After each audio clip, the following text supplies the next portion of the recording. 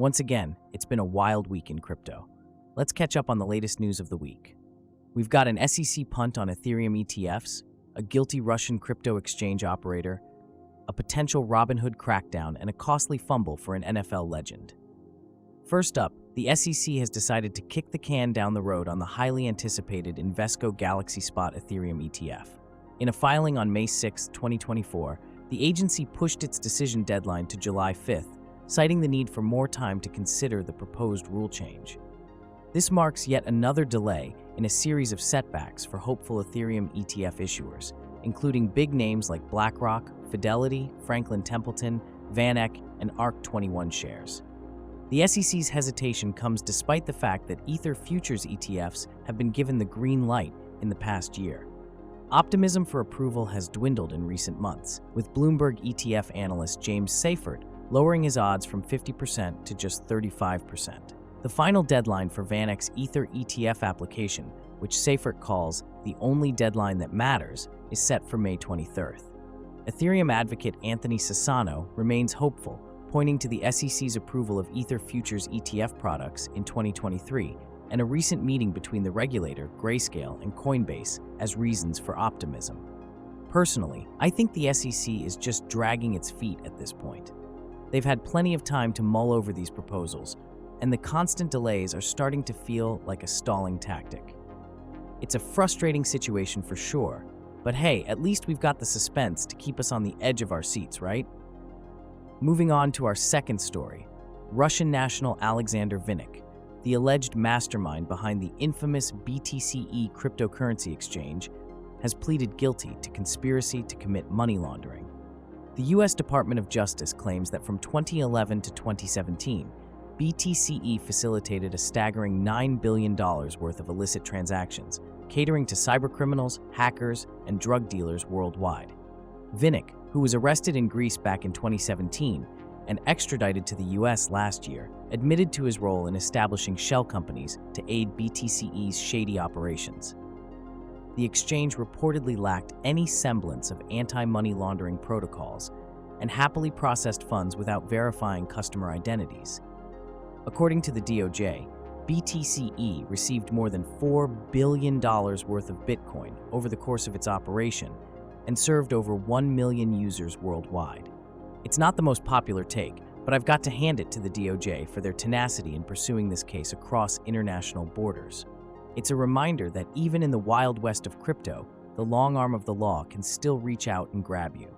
In 2017, FinCEN assessed a hefty $110 million civil penalty against BTC-e for willfully violating U.S. AML laws, and an additional $12 million penalty against Vinnik himself. Next up, RobinHood's cryptocurrency arm is in hot water with the SEC. The trading platform revealed in a filing on Saturday that it had received a Wells notice, indicating that the agency is gearing up for potential enforcement action. The SEC's beef with Robinhood Crypto allegedly stems from the platform's token listings, custody practices, and overall operations.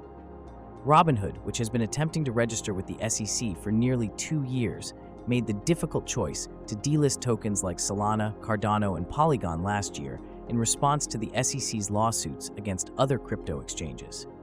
Despite this, the company now faces potential injunctions, cease and desist orders, disgorgement, and civil penalties.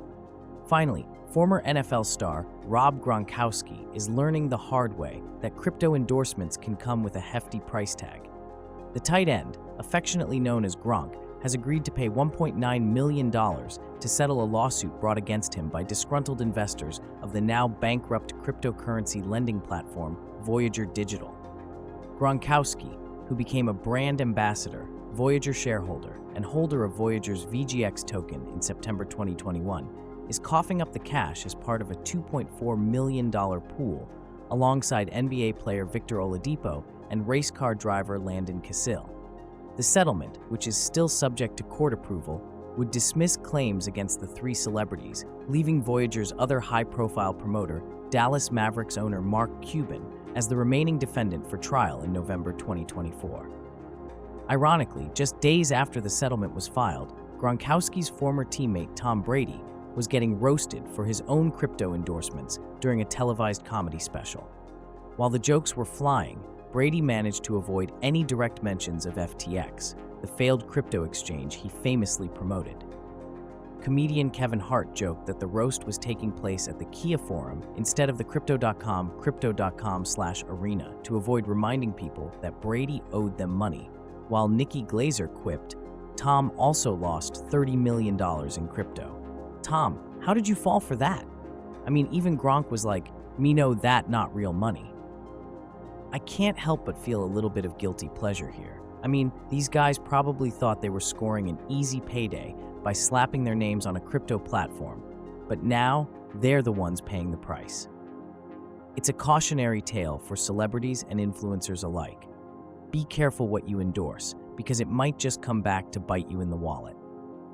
As always, none of this is investment advice, and you should definitely do your own research before diving into the crazy world of crypto. But if there's one thing we can learn from this week's news, it's that the cryptocurrency space is never boring. From regulatory battles to celebrity blunders, there's always something new to keep us on our toes.